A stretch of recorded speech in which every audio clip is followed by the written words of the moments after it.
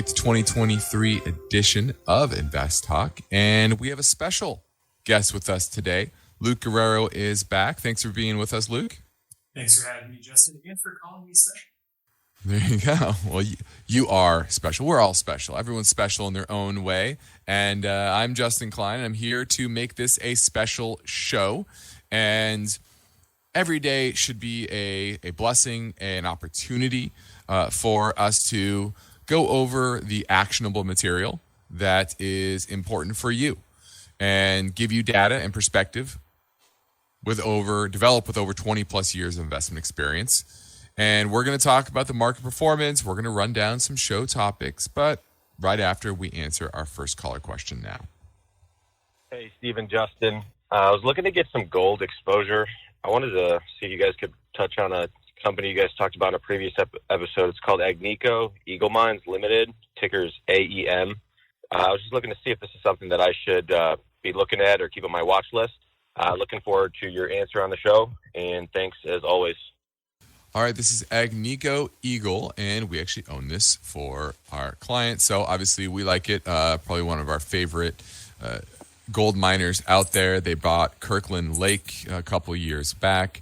And that's certainly boosted their overall performance from a cash flow and earnings perspective. Definitely one of the best in the industry, 3.2% dividend yield. And now growth has slowed as of late, but that's mainly because prices of the yellow metal have declined recently, but you're starting to get a resurgence. And right now you have a relative strength right at about 57. And so that is, right now better than the overall market. So you've had a reversal in gold miners in general over the past couple of weeks on the back of what's happening in the Middle East, on a dollar that's kind of stalled out. And what's surprising here is that even though rates continue to go up, gold continues to remain strong. Today, for example, gold is up over 2%. So, this is a sector that's getting a nice resurgence, and Agnico Eagle is near the top of our list of the miners that are out there. Now, we have about 45 minutes left in the show, and our main focus point looks in the story behind this headline: Manufacturing Trends 2023, Sector Rebounds After Construction Increase. So we're going to look at a Made in USA revival and how that has sparked a boom in the Commerce Department's report on construction activity. And as we get into it, we'll talk about the U.S. manufacturing construction costs in 2023 and how economic news can impact this sector. So we have some caller questions as well we're going to get to. One is on investment strategy and Costco. We're also going to talk about a few other things. One is the consumer spend trends. And you had the report, the retail sales report today. So we're going to look over that and what that says about the U.S. consumer. Also, a proposal by the Federal Reserve on lowering debit card swipe fees. So we're going to look at that. And then lastly, the CHIPS Act and the Inflation Reduction Act, they have ignited a renaissance of a sort in the manufacturing space. But the big question is it's in the direction that is most efficient, because what's going to be very important in this world of fiscal dominance is how effectively government can allocate capital overall. So we're going to look at that and hopefully get to as many of your caller questions as well. Now let's talk about the market performance today. We had a strong down day overall. You had large caps down about 1.44%, small caps down 2.25%, and some pretty big losers on the breakout in yields. The Tesla is down 4.78%. You had American Airlines down 4.8%, Lucid down 9.4%, and NEO down 7.3%. Rivian down 9.1%. So the EV sector really taking on the chin. And after hours, we should you saw Tesla come out with poor earnings as well. So it's pretty interesting to see this large down day. The best sector, large cap value, only down 0.7% on the day. So that was the market overall, and we continue to see a choppy market in the midst of higher interest rates. We're going to talk a bit about the consumer spending report, but obviously that was better than expected. That accelerated the yields to the upside. So that's something that is on watch for the entire market, because it's very important to see where the cost of capital goes. Are you going to get some strength back in those sectors that have been weak, those bond proxies? Or are you going to see continued sell-off in those names, as well as names with a lot of debt on the balance sheet? So pretty rough day after a strong day yesterday, and remain in a choppy market till we get some clarity on future Fed policy. All right, moving into a break. So give us a call at 888-99-CHART.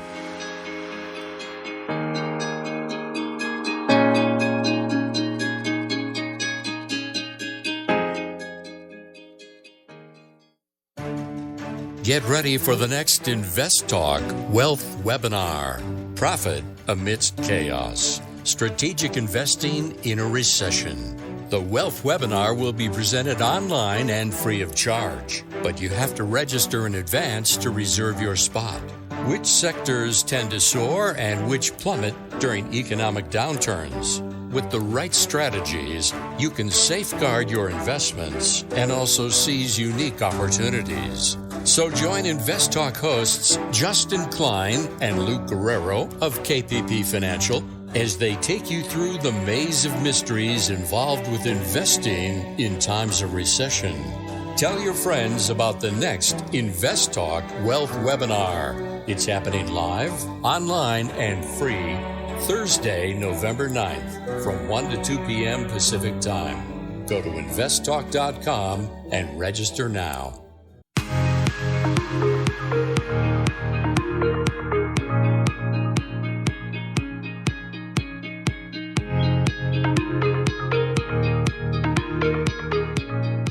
Every InvestTalk podcast is made better by your questions. So don't forget to call.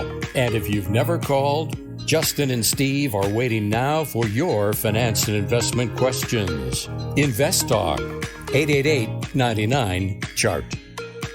Well, hello. Good morning. This is Austin from Texas. So I am calling with a question for either Steve or Justin. Thank you guys so much for everything you do. Been listening for a couple of years now, but this is the first time I've ever called in. And I was looking for the right question, but I think I'm going to start with one regarding reverse split. So let's say you own 100 shares of a company, and that company does a 1 to 10 reverse split. What would that mean for the shareholder of that asset? Thank you so much for your time, and I look forward to listening to your feedback on this question. Thank you. Well, almost always reverse splits are a bad sign. Now, it doesn't change the overall value that the company is trading at, because the stock price will go up. Say you own 100 shares, the stock price will go up 10 times, and the number of shares you own goes down by 10 times. So instead of owning 100 shares, you'll own 10 shares. So overall, net, the value does not change. But typically that only happens in companies that are down their luck. They are trading in the single digits. They don't want to get delisted often. And they're just trying to make it look like the company is in a stronger position than it actually is. Because most companies that are trading at $1, $2, $3 per share are in tough times. So for you, the shareholder, it doesn't mean anything in the short term. But the signal to real investors is that this company is in a bad way. Would you add anything, Luke? No, that's exactly right. So typically when a company does a reverse split, it's because they're in danger of being delisted from whatever stock exchange they're trading on, because all of these exchanges have listing requirements, one of which is a minimum price. So typically something will be delisted if it goes underneath $2 for too long. So they would reverse split to bump that price up. So no, that's exactly correct, Justin. Reverse splits. I know they sound sexy, they sound exciting, and even regular splits sound sexy and sound exciting. But typically, it doesn't change anything about the underlying value of the business. All right. Now, our focus point today looks in the story behind this headline. Manufacturing trends 2023. Sector rebounds after construction increases. And you had a lot of economic data as of late. And the main one was in regards to the ISM reports in the manufacturing sector. And that definitely beat expectations. It came out at 49, the highest reading since November of 2022. That was at 47.6 in August, and the 11th straight month that the PMI was below the 50 reading, which indicates some level of contraction. So manufacturing sector still in contractionary territory, but when you move over to the construction spending report in August, it was much better than expected. A lot of it was building and housing as well as factories, multifamily mainly. And economists at least on the ISM side expected 47.7, so that beat. And so, Luke, it clearly shows that while there are some issues in the manufacturing sector, it's off the map, meaning the trends are back towards growth, even if overall the sector is not growing. Does that make sense? No, that makes perfect sense. I think in a similar fashion to a lot of the economic data that was released that really, in a way, signaled or rather gave credence to the thought that we are still in a soft or mild landing territory, and that a recession would be mild if it happened at all. This signaled to the market that the growth that wasn't really expected towards the end of this year may be more apparent than people thought it would be. Yeah, and this is the weak part of the economy, the manufacturing side. And it has been for a while because everyone over consumed physical products because they couldn't go out and do things during the pandemic. And now that's kind of reversed. Everyone has a lot of the things that they need because that's what they spent on. Now, 5 manufacturing industries in the ISM survey showed growth. 11 of them showed contraction. So the growth were in areas like textile mills and primary metals. And then you had shrinkage in computer electronic products, machinery, electrical equipment, appliances, and components. And the apparel, leather, and allied products makers describe the market as soft. So in the apparel market, it's definitely a tough market. Primary metal producers says business conditions and market demand remain strong, however, and they projected to be at full capacity in the next 12 months. So that basic material sector certainly holding on very well. New orders definitely improved. And while manufacturing only accounts for 11% of the overall economy, you are getting an acceleration in those new orders. And long-lasting manufactured goods increased 4.2% year over year in August. And this just shows there's a lot of spending on equipment, business equipment, that is helping fill these factories that continue to be built at a fast pace. And Luke, I know that the order backlog has shrank for these manufacturers, but inventories also remained very low. So I think future production is likely to continue to build towards growth as we head into 2024, and that likely means, like you said, a soft landing of some sort. Now, I think the big question is, what does a soft landing really mean? Is that just a mild recession? Is that a flattish economy? What do you think a soft landing means? Yeah, it means, in my opinion, you don't have the type of systematic credit stress that you have seen in more recent recessions. But the thing that I really pulled out of this, which is an important thing to note, is that the prices paid by manufacturers fell pretty sharply to 43.8 from 48.4 in August, which bodes really well for a disinflation narrative on the producer side. Yeah, and the Fed kind of laying off the gas. Now, construction spending overall was up 7.4% year over year. It just shows you how strong the demand for private construction of manufacturing facilities really is in the economy. All right, now we're going to a quick break. Please remember that you can call anytime and leave your questions on the InvestTalk voice bank. If you're listening via the live stream or on AM 1220 radio in the Silicon Valley area, you can call now at 888-99-CHART. Google, you own it or looking to buy it? Justin, thanks for taking my call. Looking to buy it, and I want to get your take on what you think would be a good entry point. Well, it's had a very nice rally this year, and it has been a strong relative performer over this market pullback. It's up decidedly since mid-August, from about 125 all the way to 137, while the market has pulled back. So, from a relative strength perspective, I like that. Now, talking about Google more broadly, there's obviously a very strong few franchises. Their search franchise, as well as YouTube, and their cloud offerings in general. So very solid businesses. There are certainly risks. Obviously, the rise of AI and ChatGPT. So I think that is a question of whether or not, those risks, as well as the risk from regulators kind of breaking up their dominance in search, is worth it at these kind of, I think, elevated multiples that it now trades at. It trades at its recent high from the peak in 2021. And, do you want to overpay at this point for a business that has a lot of potential headwinds that could really break those franchises? Now, I still think the odds are low that they'll break those franchises, but you have to recognize them. Luke, what do you think? Do you think Google is still good value at these levels after this big run?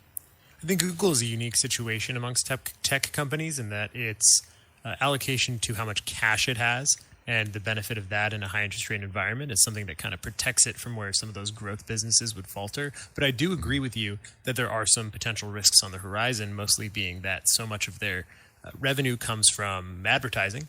And if there is a economic downturn, those advertising dollars would go down. I don't think they necessarily have the same kind of regulatory breakup risks as other companies, but certainly after this run-up, it's a good sign that their relative strength has improved.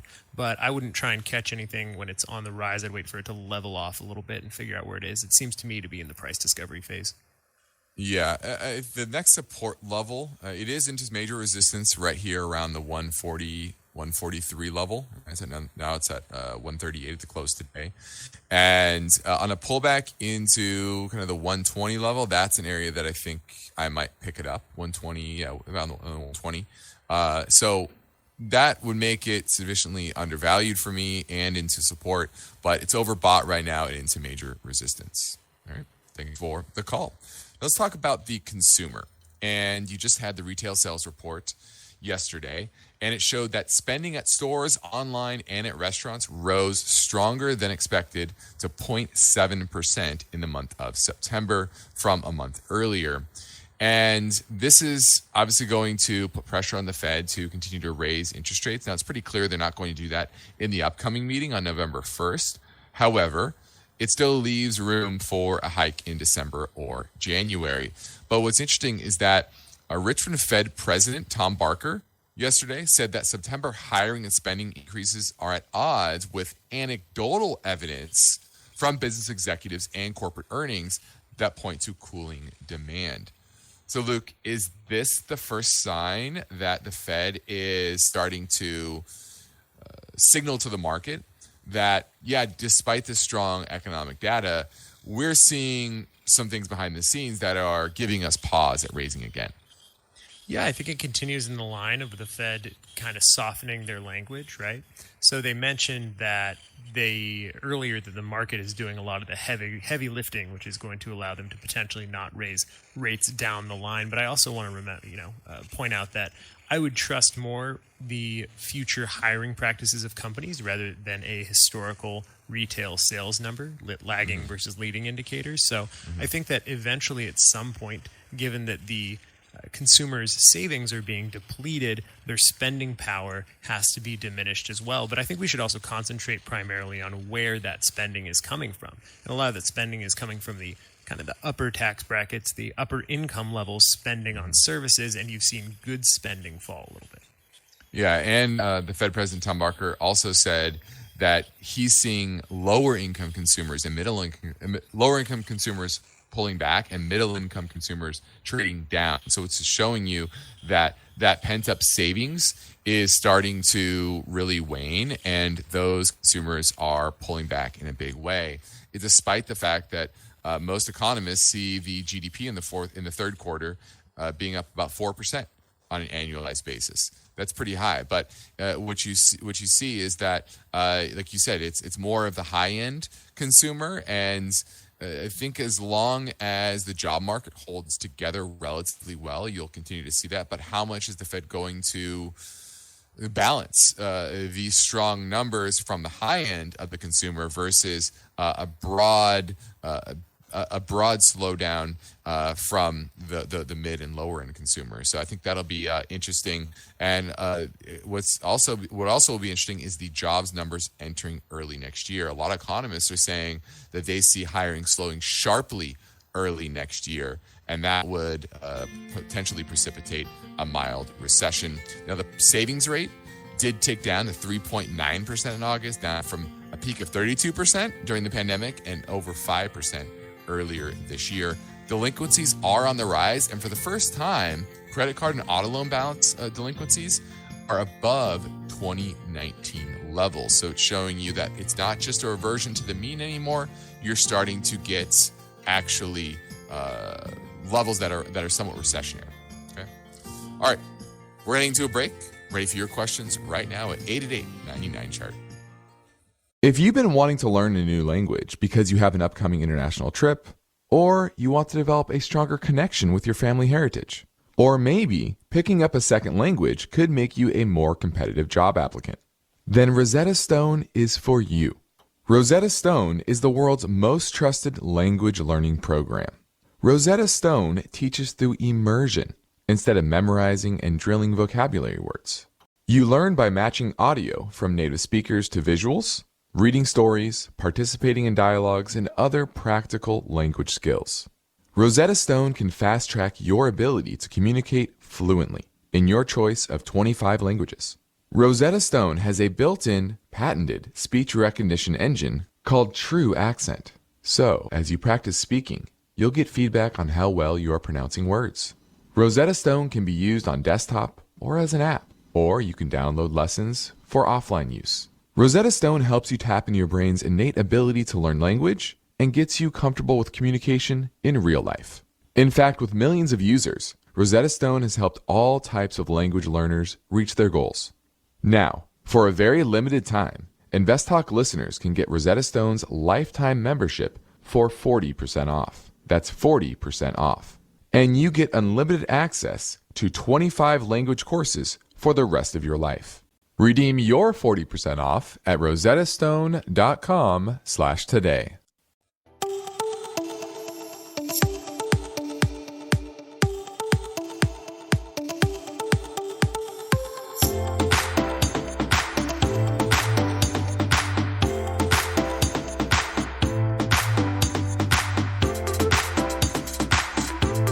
Every InvestTalk podcast is made better by your questions. So don't forget to call. And if you've never called, Justin and Steve are waiting now for your finance and investment questions. InvestTalk, 888-99-CHART. Hi, Steve and Justin. Steve Osier calling in from New Hampshire. I have a question on my general investment philosophy. So I'm 28. I do dump about $3,500 a month on like a dollar cost averaging basis into the growth side of the market. My mindset on that is that even though growth is currently out of favor, I will be invested there when style does shift and comes back into favor, since my time horizon is roughly 30, 40 years. So I want to hear your mindset on that. I do know my limits and that I'm not as skilled to play the style changes. Investing in value and then shifting back to growth when the economic environment changes. So my mindset is that if I am invested here longer term, I will be able at some point to catch the plus side of growth at a pretty decent cost basis if I do, say invest in this area for the next 10, 15 years potentially. So I want to hear your ideas, thoughts on that mindset and see if that is a decent way to invest for the long term. So I'll listen for the answer on the podcast. Thanks. So that was a question about maintaining a strategy and DCAing into growth for the long term. And first and foremost, I do like that you are DCAing into the market whenever you can, and I do like that you are invested for the long term. But for everyone out there, DCA is dollar cost averaging. There we go, dollar cost averaging. But I will say that generally speaking in the long term, value actually tends to outperform growth. So Justin and I did a webinar on this sometime earlier in the year. And what we showed is that over the long term, even though on shorter term periods, growth can outperform value, investing in value securities over growth securities in the long term gives you a higher probability of outperformance and grows dollars at a higher rate in the long term. And outside of 2 periods, there are only 2 periods where growth outperformed for an extended period of time, and that was the 2010s as well as 1920. So outside of that, value almost consistently outperformed, and mainly that's because of there was actually cost of capital in other periods of time. In those periods, money was very, very cheap, and therefore multiples expanded, and you discounted the future cash flows at a very, very low rate, and so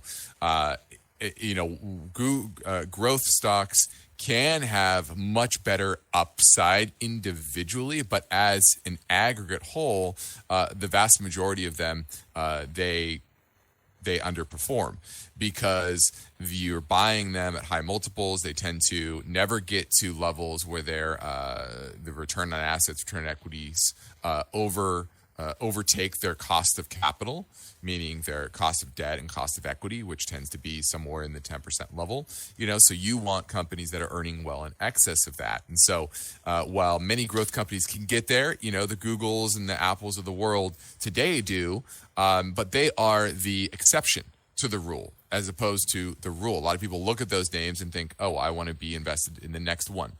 Well, there's 1,000 of them jockeying for that position, and guess what? There's only going to be 1 or 2 of those 1,000 that are actually going to reach that level.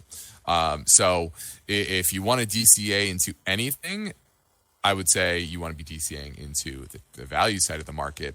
And then when you think of where you're starting with valuations, valuations still remain relatively high in the growth side of the market. And I think of it like, Oracle? That was trading at huge multiples during the first, Cisco. That's what it is. Cisco. During the first .com bubble, it hit a high of $81 per share, split adjusted, and now it's at $53. And so if you buy into any company, even a good company like Cisco, at the wrong price, you can be impaired for decades, and that's basically what's happened in investors that bought Cisco at those levels. So I like the DCA, like Luke said, but into the value, not growth. Unless you think we're going to 0% interest rates again forever. Yeah, I think it comes down to what do you think the future state of the world is. And if you think the future state of the world is what the 2010s look like, which is free money, then sure, you should be moving into growth. But if you think it's what it was like going into the early 1900s, then maybe you should reevaluate your investment philosophy. There you go. Let's go to Bill in Northern California. Is looking at TXT, which would be Textronics, a blue chip industrial name if I've ever heard of one. And they make fixed wing aircrafts, fuel systems for the defense and aerospace industry. Bill, are you looking to play the increasing geopolitical tensions here? Yeah, I called in about, I don't know why my sound level went down, but I'm calling in about Pioneer Natural Resources. There we go. Different company, Pioneer. Okay, do you own it or looking to buy it? Yeah, I own a small position basically, but it's been going up, and I'm just kind of curious about the potential merger with Exxon and what the upper end of the price range might be for this stock in the near term, meaning the next 1 to 6 months. Yeah, so this is being bought out by Exxon. And I didn't see the details of it, or not remembering off the top of my head. Are they buying it with cash or stock or a mix? Shareholders are going to receive 2.32 shares of Exxon for each Pioneer share at closing. Okay, so they're buying it with shares. So that effectively means that you now own Exxon. That's what this is. This is going to move with Exxon. It's basically a derivative now of Exxon, unless you think that the deal will fall apart, which I don't think it will, even though Pioneer is very large.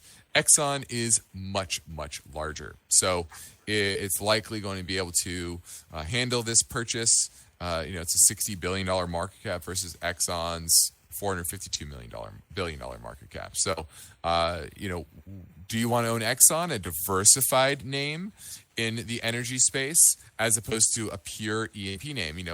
Pioneer was one of the pioneers in the shale industry, and that's what you had exposure to, and it had much more upside potential to oil prices.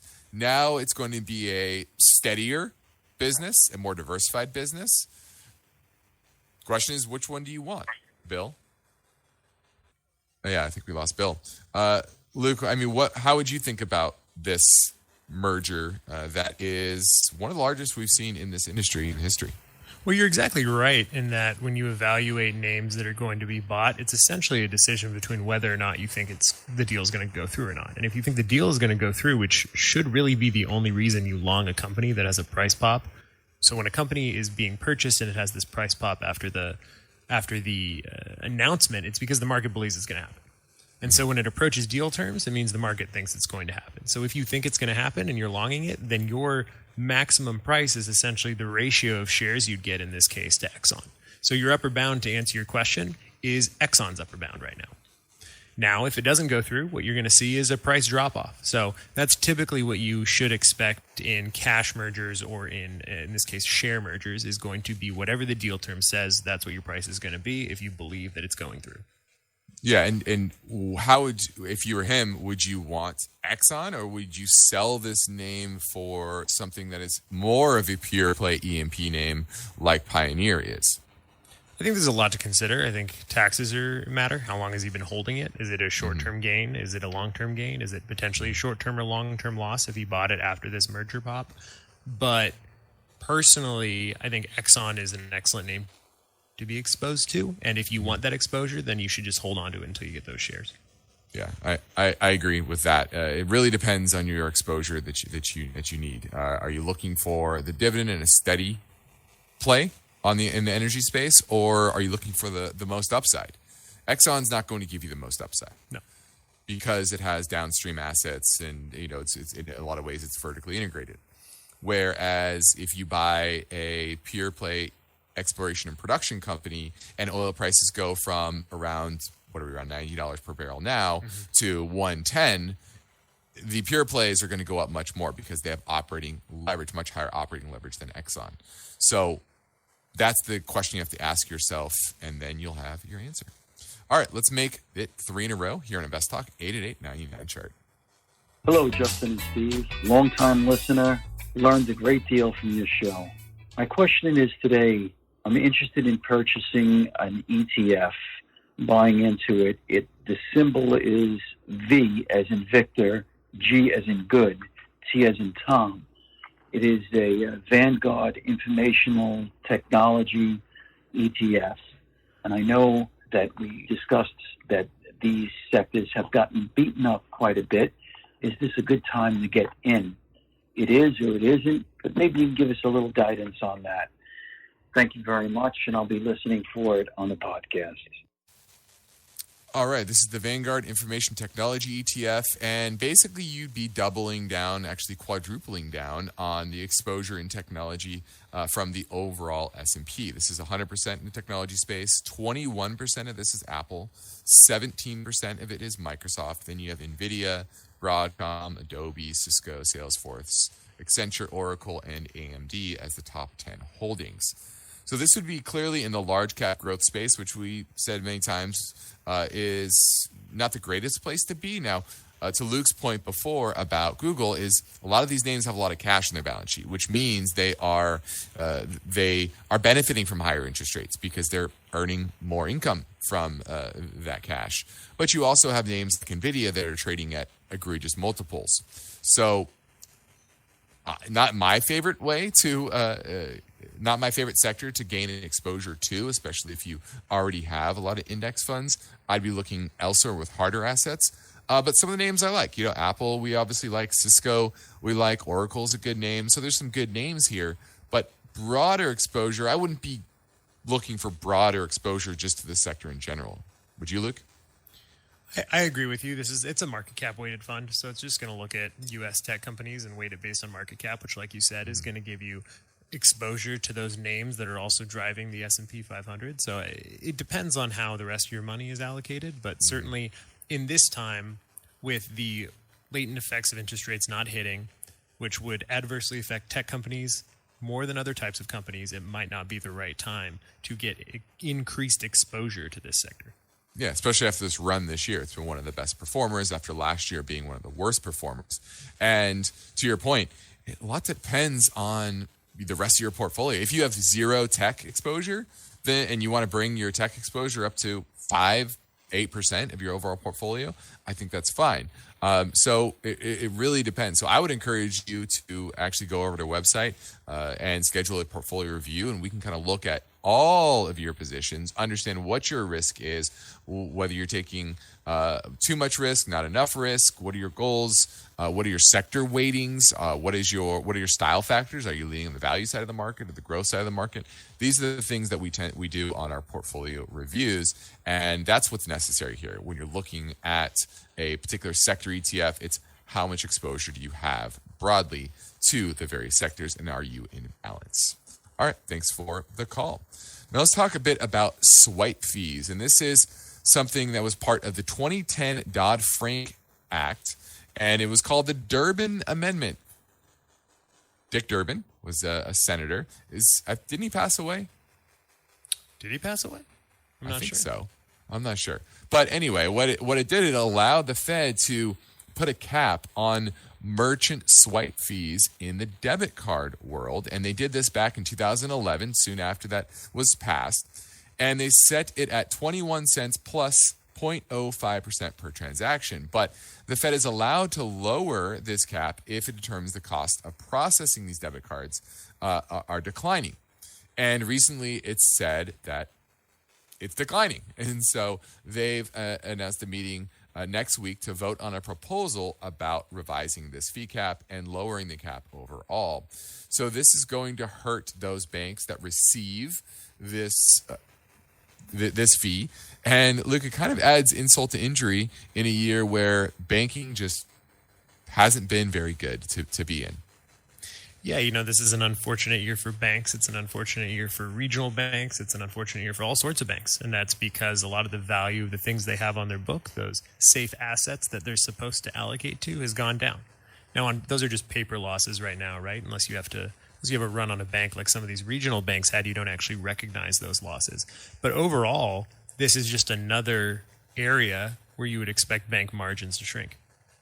Yeah, and banks subject to the cap received $16.6 billion in these fees last year. So that's a lot of money that can shore up the balance sheet, like you said, that in many instances is impaired in some way.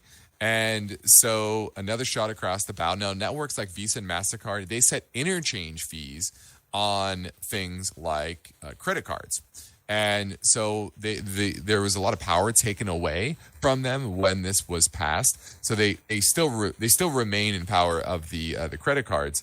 But this is definitely going to change the way some of the fintech partners, how much they get, because they've been partnering with some of these banks in order to get around this fee cap. And because this is actually two-tier, meaning this only applies to banks with over a certain threshold. I think it was, 10 billion in assets? Yeah. So a lot of smaller banks are not going to be subject to this, thankfully, and a lot of those smaller banks are the ones that are in trouble. But what this shows me more broadly is that the Fed, which oversees the regulation within the financial industry, is going to continue to struggle to lower these, to fight back on these fees, and it's going to hurt the Visas and MasterCards of the world. All right, we're heading into a break, so get your questions in now at 888-99-CHART.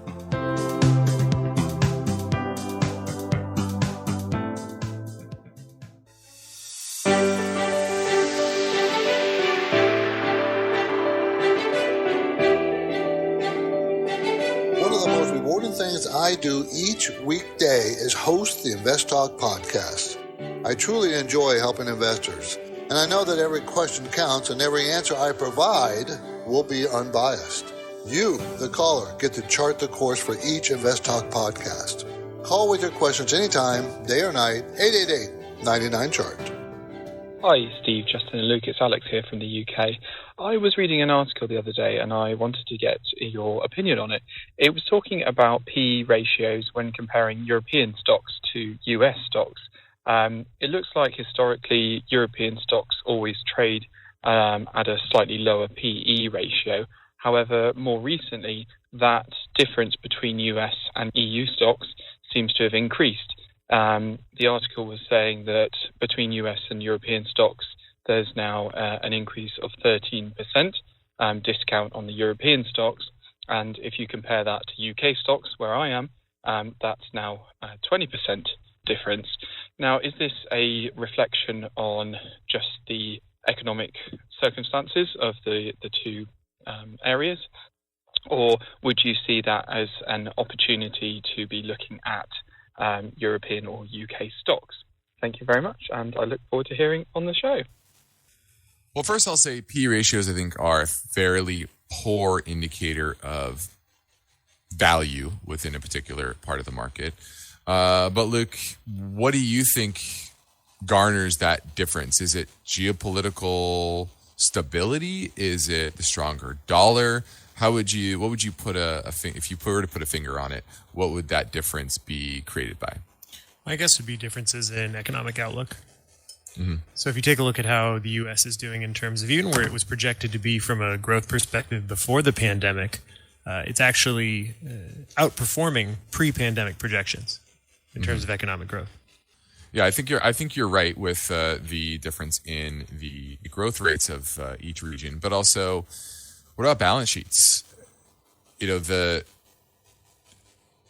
ability to finance yourself is very important in today's world, and I would like to also see the leverage that these companies have compared to U.S. companies, because that's going to become increasingly more important. And if you trade if you have a stretched balance sheet, you're naturally going to have a P ratio that is more muted and trading at lower multiples because you're just simply higher risk. So that's the way I would characterize it as. You're a higher risk business than the American counterparts. And a lot of that too has to do with profitability. You know, you think of our large cap tech companies, while they trade at high multiples, but they probably should trade at a higher than average multiples because their businesses are so stable, so strong, and produce such high cash flow. Yeah, the short answer when you assess anything like this is that it's always a risk return story. Mm-hmm. Yeah, and I think the prof segment of the European, the high prof segment of the European market is certainly going to be much more muted than the high prof area of the domestic markets here in the U.S. All right, now let's pivot to the Inflation Reduction Act and the CHIPS Act. And we've talked many times in the show about how we're entering a period of fiscal dominance. And the big question that we're going to have to see is, how productive will that fiscal dominance be? Meaning, the governments, whether it's being run by the Democrats or the Republicans, it's pretty clear that they're both up for spending. It's just, how are they going to spend, and will it be in a productive manner? And I think it's pretty easy to argue here is that this recent industrial policy, which has been a big hit for companies, you know, it's certainly spurred them to build semiconductor plants, battery factories, as was intended. But the problem is that it's mainly focused on the climate and doesn't really build on the strengths of the United States, which is cheap energy, for example, natural gas. And that's going to be the big question, is how can politicians allocate these resources, these finite resources? We do have a finite resource of money in order to bring the key advantages of America to the forefront and to improve things like productivity, which has really been on decline. And going in, and then on top of that, it's about having an advantage in high cost or high value manufacturing products. At the outset of globalization in the early 1990s, we had a surplus in that part of the trade market. Now we had our $200 billion deficit as of 2020. So I'll be continuing to watch to see how the IRA Act and the CHIPS Act actually manifest in real productive output. But that will be a big trend going forward is, will governments, both here and abroad, be able to direct investment into productive parts of the economy? All right, I'm Justin Klein along with Luke Guerrero. This completes another InvestTalk program. Stephen, thank you for listening. We encourage you to tell your friends and family about our free podcast downloads, which you can find anytime at iTunes, Spotify, or Google Play. And be sure to rate and review on iTunes as well. Independent thinking, shared success. This is InvestTalk. Good night. InvestTalk is a trademark of KPP Financial. Because of the nature of the interactive dialogue inherent in the format of this program, it's important for the listener to understand that not all comments made will apply to them. Specifically, nothing said shall be taken to be investment advice, or shall statements on this program be considered an offer to buy or sell security. Because such advice is rendered solely on an individual basis and at times will require that the investor review a prospectus before investing. InvestTalk is a copyrighted program of Klein